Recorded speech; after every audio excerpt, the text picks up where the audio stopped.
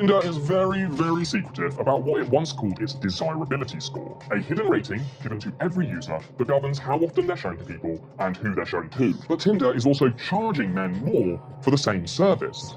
Well, not all men, just older, urban, less desirable men.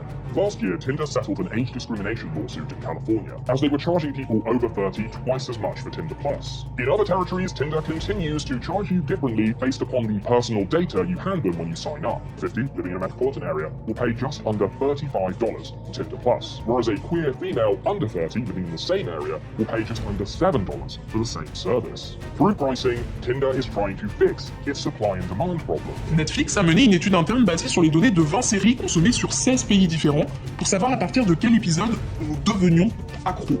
Qu'est-ce qui fait qu'une série amène plus de gens qu'une autre? Pourquoi les gens partent? Pourquoi est-ce qu'ils reprennent pas la saison alors qu'ils étaient au milieu? Quand est-ce qu'ils mettent pause? Quand est-ce qu'ils se barrent? Pourquoi est-ce qu'ils repassent certains moments? Un genre de choses. Tout ça pour tenter d'isoler la recette magique de la série parfaite. Le gars qui avait fait la série Maniac avait même dit à GQ que Netflix déposait tranquillement des remarques du genre regardons nos données, on sait que si vous faites ça, on perdra tant de spectateurs, ce genre de choses peut retenir votre attention. C'est pour ça que Netflix a déclaré un jour être en compétition contre Fortnite, mais ça va beaucoup plus loin qu'être en compétition avec toute forme de divertissement, parce qu'un jour le boss de Netflix a déclaré lorsque vous regardez un show sur Netflix et que vous y devenez accro, vous veillez tard le soir. Nous sommes donc en compétition avec le sommeil, et c'est une grande réserve de temps.